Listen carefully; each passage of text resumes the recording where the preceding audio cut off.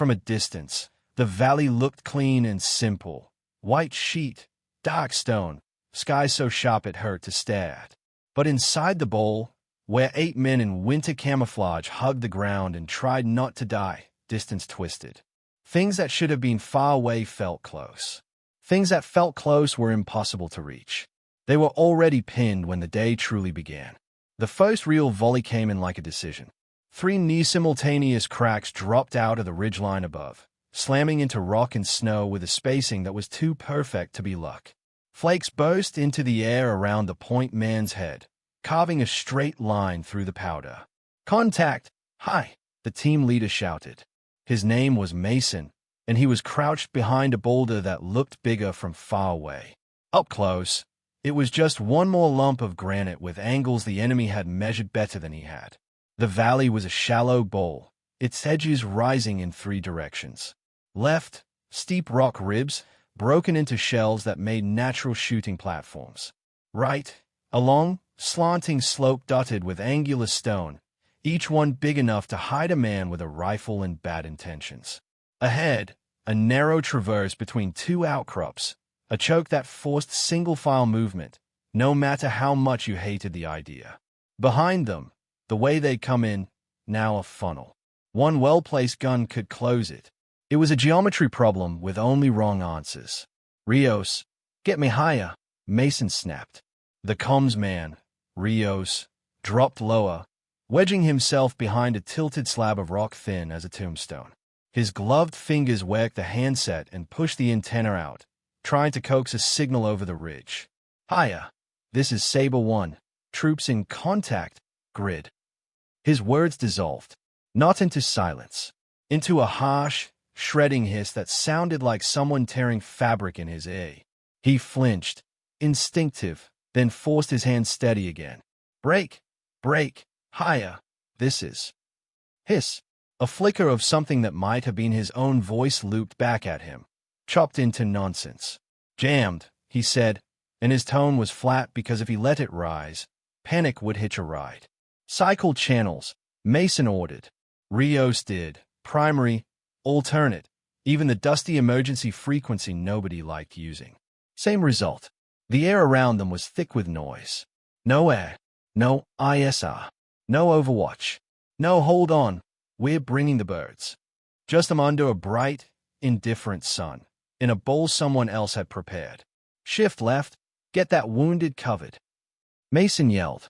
On the far side of the loose formation, the re-security man, Holt, had tried to cut across a patch of open snow to a better rock seam. A disciplined burst had caught him mid-stride. One round clipped armor and hammered his chest, another bit into his thigh. The impact spun him sideways, throwing him onto his back. He slid a short distance, leaving a smear of red in the snow like someone had dragged a paintbrush. "Hit!" he grunted, breath knocked out of him. No scream. Holt wasn't a screamer. The medic, Khan, sprinted low, snow kicking up around his boots in small explosions as rounds stitched the distance behind him. Mason and another shooter leaned out of half-cover just enough to send disciplined bursts toward the ridgeline, trying to make the enemy duck. It didn't work.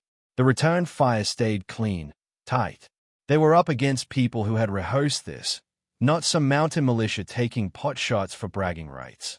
Khan dropped into a slide beside Holt, momentum carrying him close enough to grab the harness and drag him toward the nearest rock seam. Bullets slapped the ground around them, popping chunks of ice and dirt into the air. Mason moved with them, shoulder braced under Holt's vest, teeth clenched. On 3, 1, 2. They heaved together. Holt's boot caught on a buried rock. He gasped as his wounded leg twisted. Khan swore under his breath, shifted, and pulled again. For a split second, all 3 of them were fully exposed, dark shapes etched against white. That was when the heavier rhythm started. Thump, thump, thump. Not single shots. Not even a small team. The cadence had the steady, confident beat of a mounted weapon, something belt-fed and familiar with its job. Rounds slammed into stone near their heads, punching fist-sized divots out of rock. Others drove into the snow with a guttural, almost wet sound as they buried deep. "Get down," someone shouted, unnecessary and instinctive. They made it to the scene by what felt like inches and luck. Holt rolled into the crease, sucking air. Khan was on him instantly, gloved hands finding the wound, compressing, checking, working through layers without fumbling. His breath came in hard bursts that fogged and vanished. Through and through. High thigh, Khan reported. He's got a good pulse distal. Tourniquet, then we move him again. He said it calmly, but Mason saw the tension in his shoulders. They were doing textbook medicine under decidedly non-textbook conditions. Ammo. Mason called, eyes still on the ridge, trying to pick out flashes, movement, anything. Down 2 mags, said Reyes, the breacher, from a few meters away. Down 3, came from somewhere on the right. Mason mentally subtracted. Every magazine was time. Time to think. Time to move. Time to make wrong decisions. The heavy gun continued its rhythm, punishing anyone who tried to look over cover. The rifles around it snapped like dogs snapping at a fence. All the angles were theirs. For a heartbeat, Mason thought about the intel package writing zipped and secure in Rios's pack, inside a waterproof pouch. A set of route patterns, call signs, identifiers, boring on paper, lethal in the wrong hands. They'd come out here to collect it from a quiet relay site before it could be exploited. Now it felt like they were the ones being collected. Keep it together. Mason shouted. Short bursts. No spray. They want us to burn through it. He sniffed. Couldn't smell much beyond cold and cordite, but he swore he could sense the trap tightening. This valley is wrong, he thought. Should have trusted that. Then something changed. Not with the team. With the sound. On the left flank, where fire had been pounding them relentlessly, there was suddenly nothing. No snap. No crack. No thump. Silence gaped open, abrupt and unnatural. It lasted exactly long enough for Mason to wonder if he'd gone deaf in that air. Then came the answer. Crack. A single, clean rifle report from far above. It was sharp but not rushed, like someone taking a shot they'd already taken in their head 10 times. Half a second passed. Crack. Another. Different timing, same chill precision. Then a third. Crack. On the left, the oppressive fire collapsed. Not drifted. Not moved. It just ended. The line that had been cutting into them like wire went slack. Mason risked a glance. Just a sliver of helmet and one eye around rock. Up high, near a ragged tooth of stone, he saw a figure. Prone. Blended into the ridge. A long shape tucked in tight behind a rifle. Stillness so complete it looked wrong against the restless wind. You seeing that? Reyes murmured from the next rock over. Yeah, Mason said. His mouth was suddenly dry. Who the hell? No voice came over their net. No identification. No call sign. No clipped Overwatch on station to make sense of it. Just another crack. This one snap from a slightly different angle. Higher. Mason leaned enough to follow the trajectory. An enemy fighter, halfway through shouldering an RPG tube behind a rock outcrop, jerked and fell sideways. The tube clattered from his hands. Tumbling harmlessly, never fired. Whoever was up there wasn't shooting the closest threats. They were picking the rolls. Eyes. Heavy weapons. Force multipliers. Rios, still half-curled around his radio, tried his handset again. The static felt thinner now, like a blanket with holes worn in it. Higher. This is Saber 1. Troops in contact. Grid follows. His voice punched through. Just a shred, before dissolving again. But it was enough to make everyone's head snap toward him. They're messing with the jammer, he said, disbelief and hope fighting in his voice. I think they just hit the guy running it. Keep trying, Mason told him. Even broken, if someone hears a piece of it, they'll know something's wrong. He looked back up toward the lone figure. The shooter hadn't moved much, just enough to cycle the bolt, just enough to shift their aim by degrees. Every shot was a scalpel in a world full of hammers. See if you can raise Overwatch on any net, Mason added. Doesn't matter if it's ours. Rios toggled, hunting for any lifeline. Another crack from the ridge. Another sudden pause in enemy fire, like someone had ripped a page out of their playbook mid-sentence. Mason tracked the prone silhouette, following the line of barrel and body. He wanted to memorize this man's face, his silhouette, anything. He wanted to understand how in hell he'd gotten there, above an ambush that had been designed to own the high ground. He blinked once against Glay, and the figure was gone. No scuttling withdrawal. No telltale shape sliding back behind rock. Just empty ridge, snow whispering over stone, wind flicking spindrift into the air where a second ago a human had existed. Mason's stomach turned in a way that had nothing to do with fear of bullets. They were still trapped in someone else's kill zone. Radio still half-choked. Ammo still bleeding away. But now there was something else in the valley besides them and the enemy. Something above. Someone on no net, in no brief, answering to no name on the team roster. And that unknown variable had just saved their left flank. For a flicker of a moment, Mason wanted to look back in time, to the briefing, the plan, the calm morning where this had started, to see if he'd missed the ghost walking among them before the valley closed its fist. Hours earlier, the mountains had seemed almost merciful. They'd stepped out into a brittle bright morning where the light turned every breath into steam and every exhale into a tiny storm. Snow squeaked under boots. Gear creaked. Their world was white and blue and steel. Mason walked point in the sense that he made decisions. The actual man at the front was king, long-limbed and quiet, muzzle drifting like a pointed dog's nose.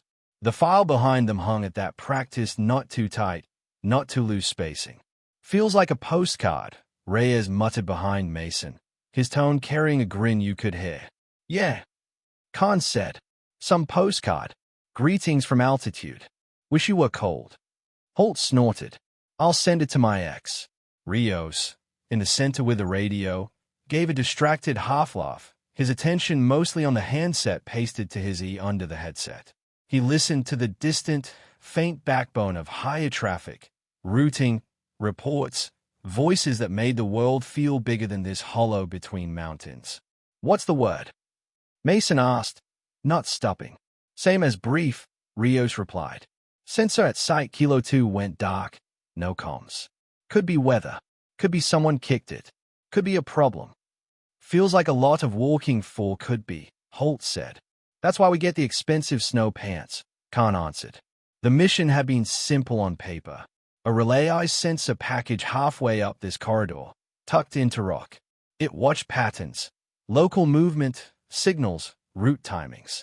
It wasn't glamorous, but the data it collected quietly kept their partners alive and their own future patrols from walking into avoidable trouble. Something had taken it offline. Their job wasn't to guess why. It was to go there, verify, and if necessary, pull the data storage, the little box of secrets that could turn into a blade if someone else got their hands on it. Retrieve. Return. No contact expected. Those 3 words had been written in too many briefs that ended with very different days. Mason knew better than to trust an empty map. Check your sectors, he called back. Eyes up. No one sleepwalks this one just because it sounds boring. Behind Rios, the extra man said nothing. He joined them at the staging area like bad weather, already dressed, already packed, waiting quietly as if he'd been there before any of them. He wore winter gear like the rest, but his kit was subtly different. Not sloppy, not out of date, just personalized. Straps shortened and taped just so. Scope lens caps worn at the edges. Rifle that looked like it had been kept clean more times than it had been shot, and yet somehow carried a weight of use. He moved at a pace that wasted nothing. When the team stopped, he settled. When they moved, he flowed. He never stepped where someone else had stepped if he could avoid it. Rios had glanced at Mason while checking his radio. Who's the ghost? He'd asked quietly. Attached to observer, Mason said. Compartmented. We get his call sign if we need it. Otherwise, he's just along for the walk. Another set of eyes. Reyes had quipped, loud enough for others to hear. What? Our eyes aren't pretty enough. There'd been a ripple of laughter. Even Mason had smiled. The quiet man had looked up, met Reyes's gaze for a brief second, then looked back to the valley ahead. No offense taken. No camaraderie forced. Mason had clocked him then, really looked, the way his gaze moved over the ridges, not in the lazy sweep of someone admiring scenery, but in lines. Measuring. Layering. His mapping, Mason had thought. Building a picture none of us are seeing yet. But the morning had seemed too clean to ruin with suspicion. They'd walked. The valley shaped their route, nudging them between rock outcrops and gentle rolls. Rios listened to Haya as they went. "Net's clear," he reported. "Traffic routine. Our little field trip is barely a blip." "Good," Mason said. "I like being boring." "Got a faint buzz on the net," Rios added after another few minutes, tapping his headset. "Probably just this maze of rock messing with the signal." "What kind of buzz?" Mason asked. "Like a mosquito in the ear," Rios said. "Here, then gone." "Log it," Mason replied. "Note time. If it keeps happening, I want to know." "Aye." Up ahead, the valley widened a little, then curved. On the right, Mason could see a series of wind-carved gullies climbing toward a jagged ridgeline. On the left, the slope rose steeper, broken by outcroppings that cast long shadows even in high sun. He didn't like the look of them. "High ground both sides," King murmured, reading his mind. "That bowl up ahead looks cozy." "The kind of cozy that comes with Crossfire," Reyes put in. "Eyes up," Mason repeated. "No one gets lazy just because it's pretty." They crossed a set of tracks in the snow, a narrow, straight line with regular spacing. "Goat," Holt suggested. "Goats don't walk heel-to-toe like that," Khan said. "Looks human, or someone trained to step that way." Mason crouched, studied the impressions. They were recent, edges still sharp. "Single person," he said. "Light load, not stumping. Pauses here, and here." "Watching," King guessed. "Maybe," Mason said. He straightened. "They went upslope, not down. We're not their destination. We're just the entertainment," Reyes said lightly. "Maybe we're the test," Rios murmured. Mason glanced back. The attached observer was lingering near a rock outcrop, a meter or two behind the team's natural halt line. He had his head turned slightly, not toward the tracks, but toward the ridge lines and the shallow bowl up ahead. His eyes moved like he was tracing invisible strings. "What do you see?" Mason called to him. The man's gaze dropped to Mason. Up close, his face was unremarkable. Wind-chapped skin, faint lines at the corners of his eyes, day-old stubble. Hard to pin an age. He looked like someone the world tended to forget until it was too late. "Wind's wrong," he said simply. His voice was quiet but carried.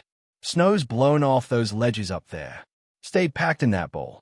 Means the bowl's been sheltered. Good place to be if you own the top of it." "Own it with what?" Reyes asked. The observer's eyes flicked toward the ridges, then back to the valley floor. "Whatever you want," he said. Mason filed the comment away. He thought of the relay site, the intel package, the tracks, the faint buzz Rios had heard on comms. "Time window doesn't get kinder if we stand here talking about it," Mason said finally. "We go in cautious. We get what we came for. We get out." They moved into the bowl believing, on some level, that daylight insulated them, that being on schedule protected them, that the word simple on a briefing slide meant anything. They moved in. The valley waited, and above them, unseen, plans that weren't theirs started to unfold. The first bullet that came in for real didn't hit anyone. It wasn't meant to. It struck the rock 6 inches above King's head, sprayed chips into his hood, and sent him slamming instinctively into the snow. Mason saw the impact and knew from the grouping that it wasn't a warning shot from some nervous farmer with an old rifle. It was the beginning of a thread being pulled. "Contact, front high." King barked, already rolling toward a low depression. The second and third shots came in tight. They bracketed Rios and Holt, not enough to wound, enough to hurt. "Down!" Rios shouted, already dropping his center of gravity. His radio, cradled against him like something fragile, thumped against his chest. "Find cover!" Mason yelled, as rounds started snapping from both left and right. Their nice, clean bowl turned inside out. The ridges that had been scenic turned into firing lines. Snow that had looked soft and inviting became a medium that showed their every movement in high contrast. They scattered to whatever rock they could reach. Some of it was decent cover, some of it barely enough to hide a knee. Rios jammed the handset to his ear. "Hiya, this is Saber 1, troops in." Static, brutal, ripping, full spectrum static. He toggled to alt, to emergency, to anything that might get a whisper through. Nothing. Not dead air. That would have been mercy. It was a calculated, engineered blanket of noise. Radio's dead. Mason shouted toward him. Not dead, Rio shouted back. Buried. Someone sitting on us hard. Local. Reyes demanded. You can jam this clean from a cave.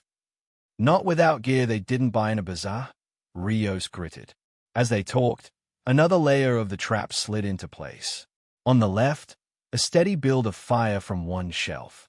On the right, bursts that felt like a second, supporting element.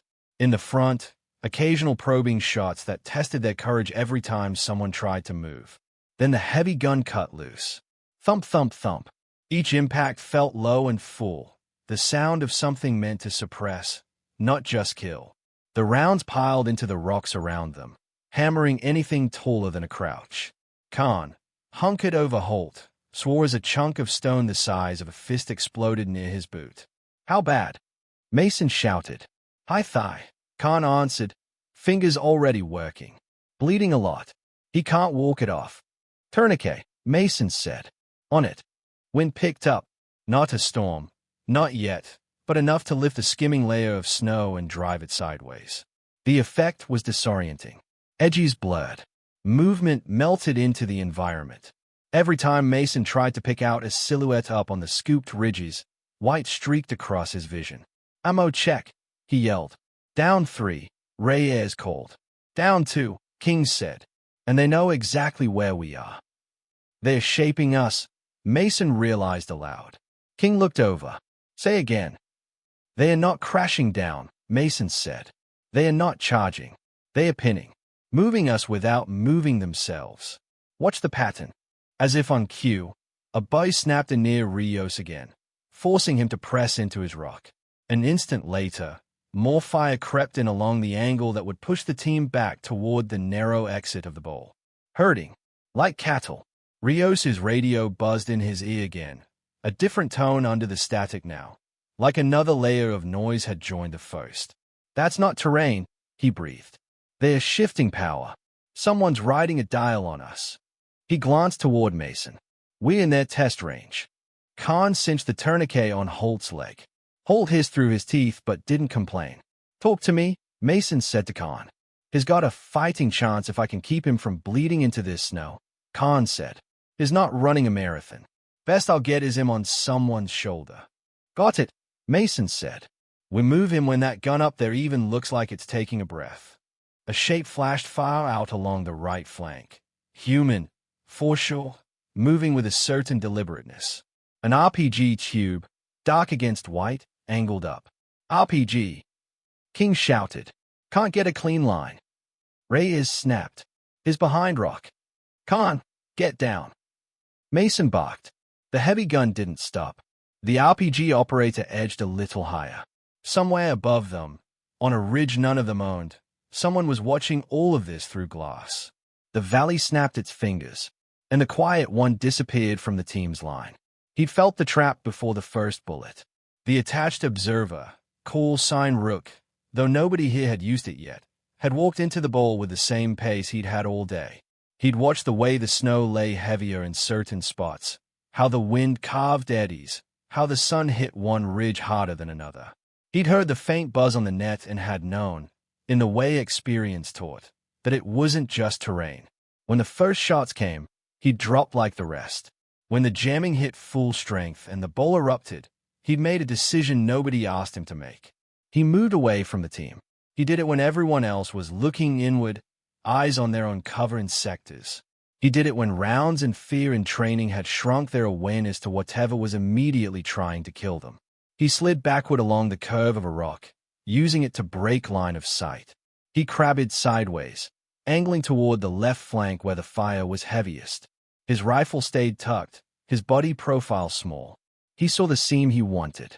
2 slabs of rock leaning toward each other, creating a crooked, ice-slick chimney.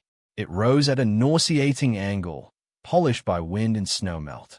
From below it looked like a bad idea. He went up anyway. 1 hand, 1 foot. Weight straight down, never out. He kept 3 points of contact, moving only when a burst on the far side was loud enough to cover the scratch and scrape of gear. His optic lens fogged at the edges. His breath condensed on the inside of his mask. He resisted the urge to wipe the glass clay. Any movement near the lens, any sudden flash, could betray him to the eyes he knew were watching. He stopped every few meters, pressing his cheek to chilled rock to listen. The heavy gun had a particular cough. The rifles had their own signatures. The RPG operator's movement was a different rhythm entirely. He mapped them, each sound a point in an invisible diagram in his mind. Halfway up the seam, his pack strap scraped stone and a buckle clicked. The sound felt huge to him, thunderous, but he knew the chaos below was a storm of its own.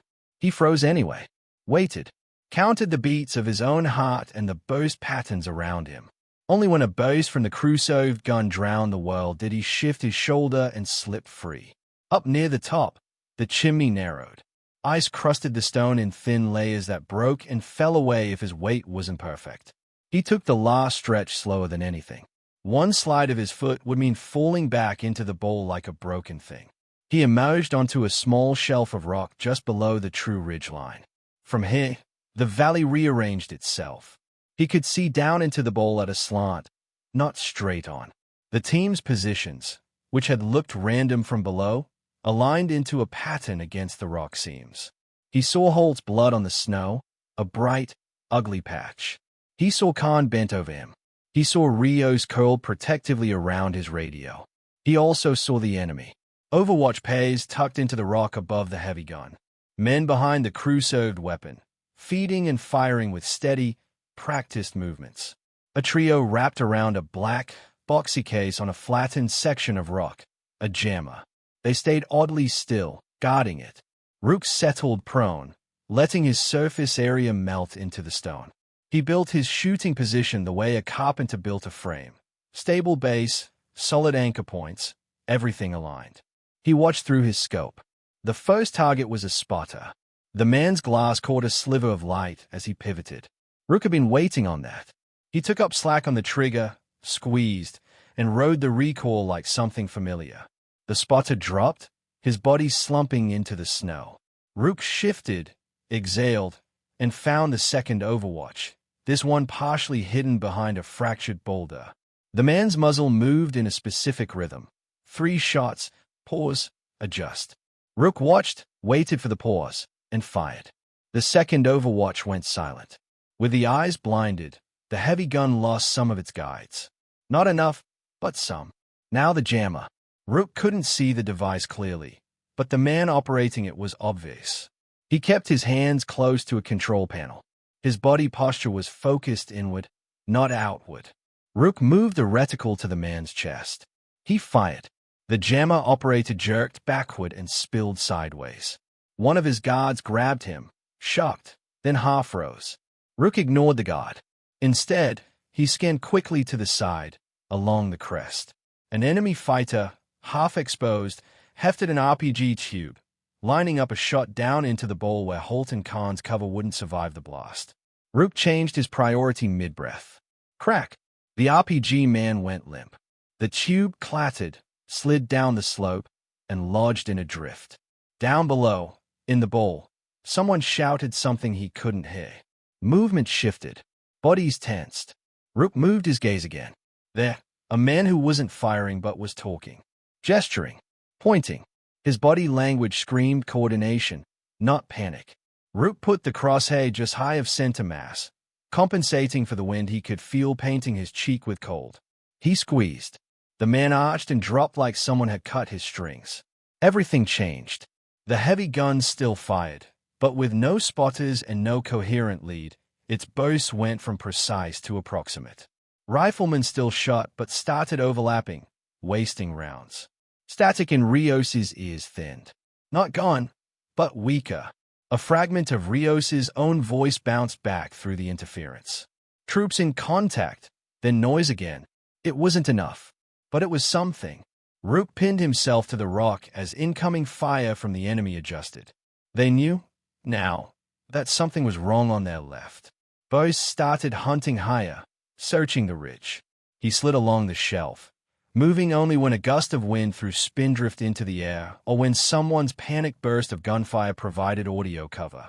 He never forgot the team below. In the corner of his scope, he kept an eye on their arcs of movement. He saw Khan drag Holt another half-meter to better cover. He saw Mason lean out to send short, disciplined bursts at the diminished fire on the flank. He saw them getting ready to move. He finished his mental ladder. Eyes. Jammer. Leaders. Now RPGs, then the heavy gun. One step at a time. Down in the bowl, it felt like the valley had inhaled and not yet decided whether to breathe them out or swallow them. Whatever's happening up there, I like it, Reyes said, sending a controlled burst into a shadow where he'd seen muzzle flash a moment before. They're off their rhythm, King agreed.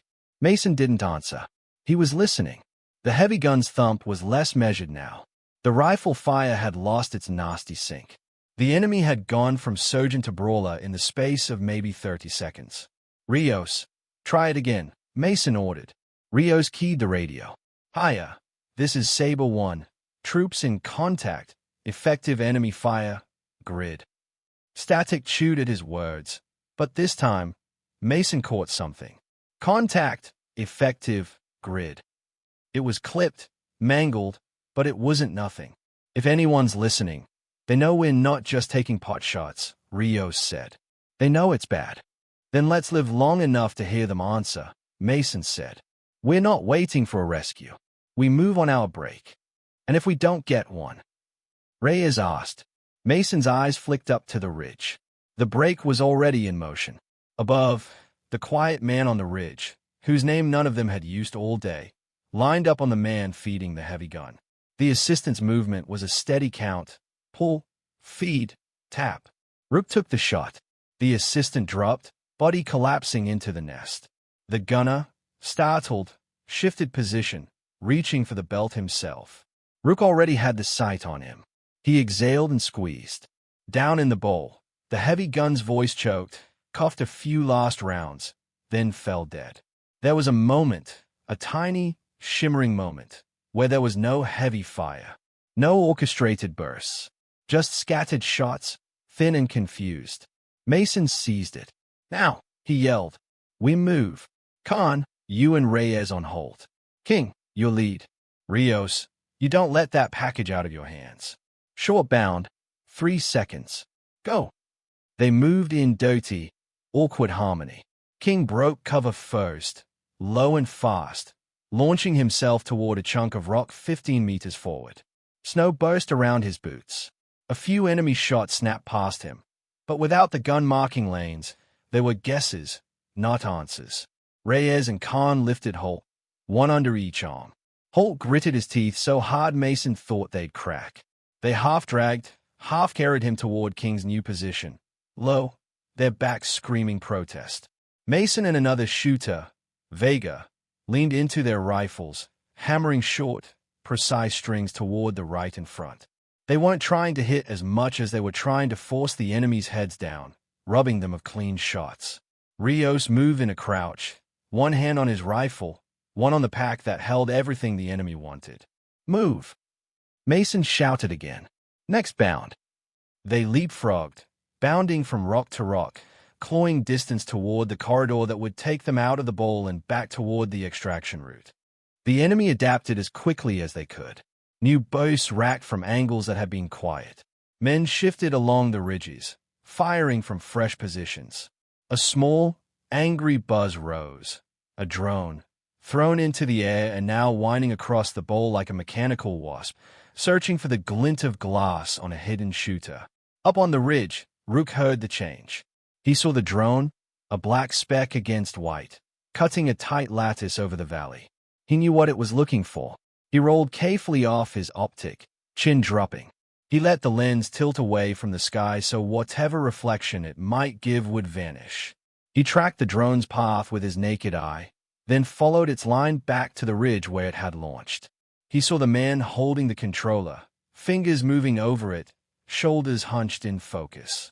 Rook slid the rifle back into his shoulder, twisting slightly to line up the shot. He didn't rush. He couldn't afford to miss and reveal his exact spot. The man with the controller shifted his weight, oblivious, eyes glued to the tiny screen showing the valley and the moving shapes in it. Rook squeezed. The man jerked, stumbled, and fell sideways. The controller jumped from his hands. The drone's lazy, searching arc turned into a drunken loop, then a wobble, then a tumble as it lost link and crashed somewhere out of sight. More fire came in at Rook's position now. Closer. Chips of stone flicked against his cheek. One round shattered the edge of his shelf, sending shards into his jacket. He didn't flinch. He moved, just a few inches at a time, using the broken rock to mask his silhouette.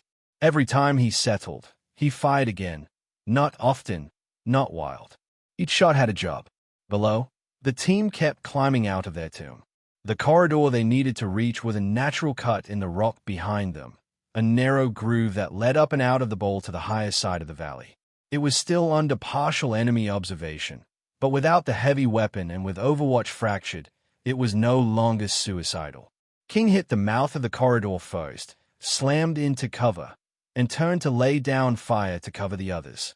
"Come on," he shouted. "Move your asses. This Renter Valley is closed." Reyes and Khan hauled Holt through. Rios stumbled once, nearly falling, but caught himself and kept the pack with the intel tight to his chest. Mason was last. He fired until his magazine ran dry, felt the bolt lock back, and then sprinted, legs burning, lungs clawing for cold air. Behind him, someone on the ridge finally got lucky. A round snapped so close to Rook's scope that the shockwave staggered his vision.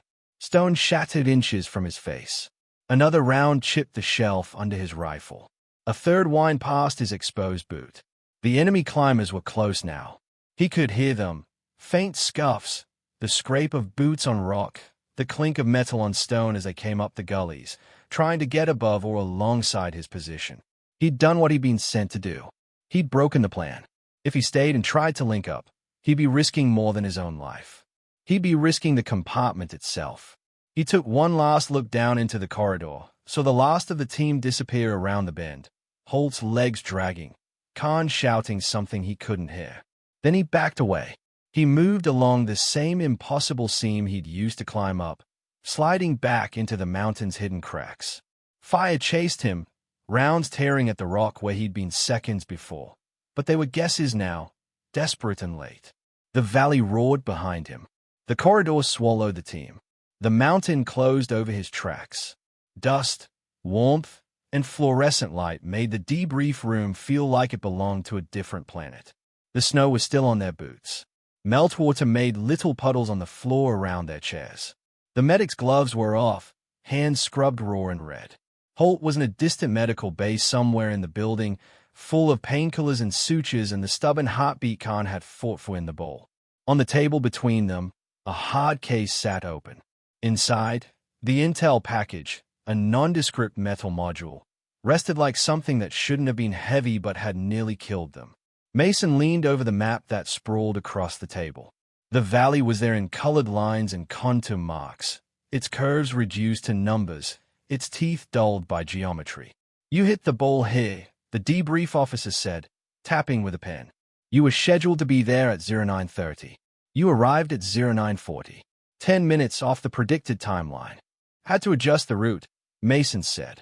Snow was deeper than the sat imagery suggested. "We shifted along this side to avoid an avalanche risk." "Didn't matter to them," Rios said quietly. They were jam-ready across the whole bowl. The officer's brows drew together. "Jammed?" Rios nodded. "Clean. Not just noise. Targeted. Every net. Blanket." There was a faint pulse a few clicks out, like they tested the water, then they turned it up to 11 when we were in the pocket. He slid a tablet across the table. On it, he'd logged the times, the effects. The officer scanned it. And then, the officer asked. "Then it got patchy," Rios said. "Someone hit whoever was running the jammer. I don't know with what. But the blanket started fraying. I got enough of a call out that if Haya was listening close, they'll know we weren't just jogging." The officer nodded slowly, filing the information away. Khan spoke up, nodding toward the map. "They shaped us, pinned us down, and pushed fire along this line. Every time we tried to move, they nudged us toward the choke at the rear." "A choke." "A narrow cut here," Mason said, tracing the route with a finger. We came in that way. It's good for keeping your profile small. Bad if someone closes a door behind you. The officer's eyes narrowed. Close it how? A few men. Some obstacles, Mason said. Or more. Point is, we weren't meant to die. Not right away. There was a silence then. You think it was a capture attempt? The officer asked. Mason nodded. Or both. Grab who they want. Kill anyone who doesn't make good footage. What makes you think they wanted footage? Rios answered that. The gear they left behind when things went sideways, he said. We recovered part of their setup along the ridgeline when the follow-on force came in. Tripods, some pro-grade optics, a couple of ruggedized storage units. They weren't going camping. And the jammer? The officer asked. Portable, but serious, Rios said. Not the kind you sling together in a garage. Config looked like someone had practiced this exact use case before. It was tuned for all our likely bands and some we don't admit we use. The officer nodded, grim. So they jam you, force you into the bowl, break your comms, control your movement, and stage a capture. Probably with the intel package as a bonus if they can get it. Bonus sounds light for what that thing carries, Reyes muttered, jerking his chin at the module. How did they know we were coming? Khan asked, leaning back in his chair. That's what I want to know. The obvious answer is they got into the site before we did, Mason said. Pulled the data, set up an ambush based on how we always respond to a dark relay. And the less obvious answer, the officer asked. Mason's jaw clenched. Someone told them.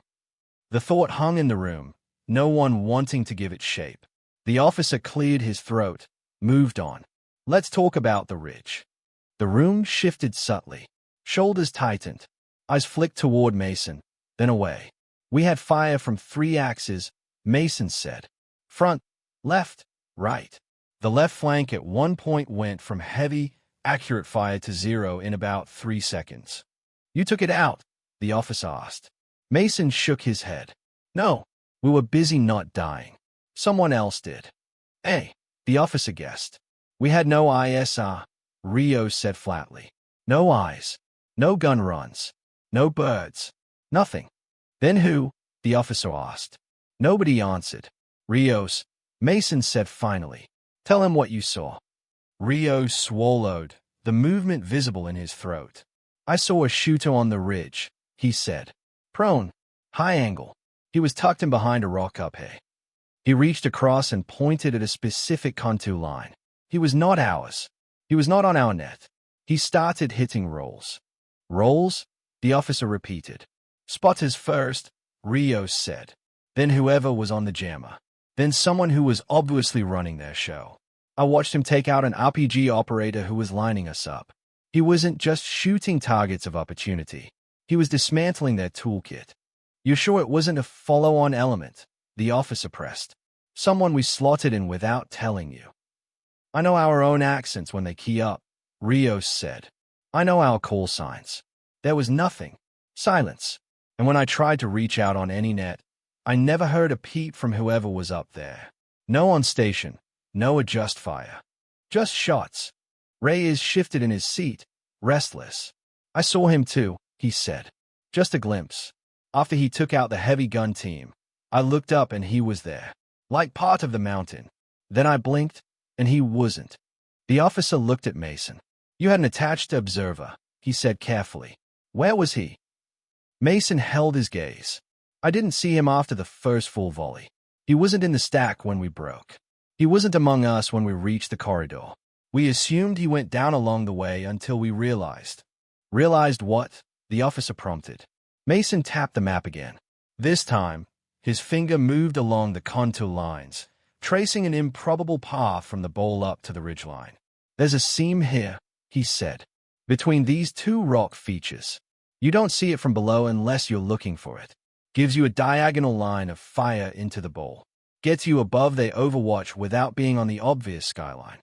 The officer stayed at the map. You're telling me he climbed that in the middle of an active ambush? Yes, Mason said. That's exactly what I'm telling you. The officer leaned back in his chair, expression unreadable.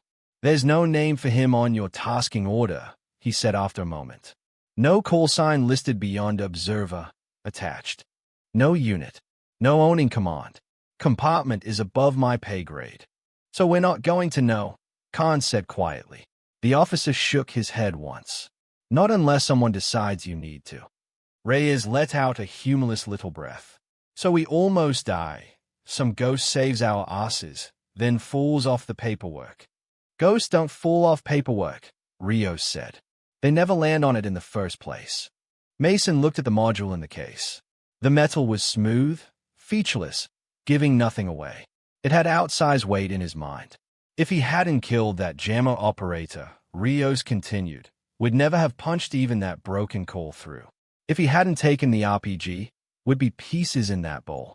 If he hadn't dropped the heavy gun, we'd still be lying there. Khan finished, voice flat.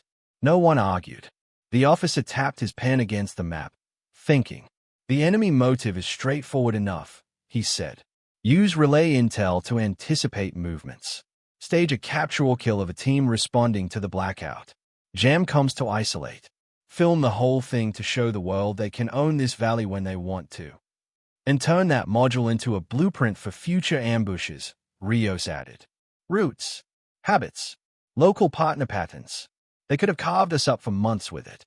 Instead, they have some busted gear and a lot of bodies to bury, Reyes said. And a hole in their plan they didn't see coming. The hole was a person, Khan said. Mason looked up at the officer. What happens to him? He asked. The officer blinked, thrown by the question. To who? You know who? Mason said. Whoever was on that ridge. The attached guy. Rook, or whatever his real name is. What happens to people like that when the dust settles? The officer stared at him for a long moment. People like that don't get written into after-action reports, he said finally. Not with names. Not with anything that would make them easy to pull out of a file in 10 years. That's the point. So he gets nothing, Reyes said. Not even a nod.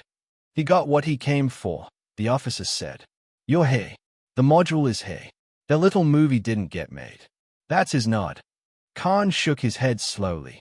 Feels thin, he murmured. Mason's gaze drifted back to the map, tracing the impossible seam again, seeing it now the way the quiet man must have seen it hours earlier. He pictured that climb, the frost on the optic, the sound of rounds cracking overhead, the knowledge that if he slipped, there'd be no one to catch him and no one to even know where he fell. He walked into that bowl with us, Mason said, took the same risk, then took a worse one so we could leave. And now he doesn't exist. He exists to you, the officer said. That has to be enough. Mason wasn't sure it was, but he knew one thing. When he looked at the module on the table, he didn't see metal. He saw Holt's blood in the snow. He saw Khan's shoulders as he worked. He saw Rios hunched over a radio fighting static. He saw a man on a ridge, alone, making choices in seconds that would ripple for months. We go back out there. King asked from his spot by the wall, where he'd been quiet up to now. Along that corridor, through that same bowl. Not tomorrow, the officer said. But someday. That valley doesn't disappear because it tried to kill you. King nodded once. Then we take the high ground first, he said. Next time, we start where he finished.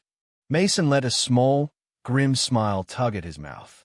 That's one lesson I'm willing to learn. The officer closed his notebook and stood. Get food. Get rest. Somebody up the chain will decide what this means in the big picture. You did your job. That's what matters. He left. The room stayed quiet for a long beat. Reyes broke it first. So, he said, we drinking tonight for Holt making it, or for the guy who put the fear of God into those ridge rats? Both, Khan said.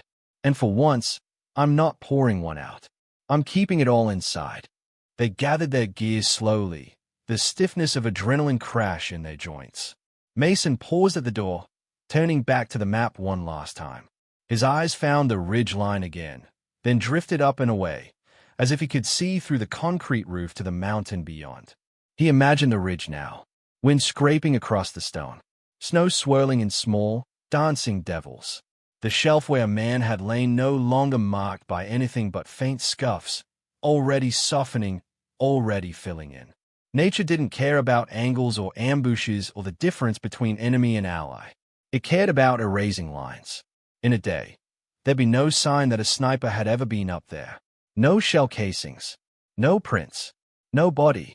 Only a team alive because of shots they hadn't asked for, fired by someone they would never get to thank. Mason touched the edge of the map, fingers brushing the border of the bowl. "We carry him," he said softly. Reyes, halfway out the door, looked back. "Who?" "The ghost," Mason said. "We carry him. In the story. That's all we get to do." Rios nodded slowly. "Better than paperwork," he said. "Paper gets filed and forgotten. Stories get told again." Khan shouldered his pack, the weight suddenly lighter. "Next time somebody laughs about an extra set of eyes," he said, "I'm going to remember that, Rich." They walked out together. Outside, beyond walls and wire and man-made lines, the mountains stood as they always had, silent, indifferent, white. Somewhere on a high ledge, the wind blew across a strip of rock where a lone shooter had once pressed his cheek, counted breaths, and made choices that reshaped a day. The snow there was smooth now. The world would never know his name. But 8 men did. And for them, he was not a ghost. He was a shot that had already done its work, echoing long after the weapon had gone quiet.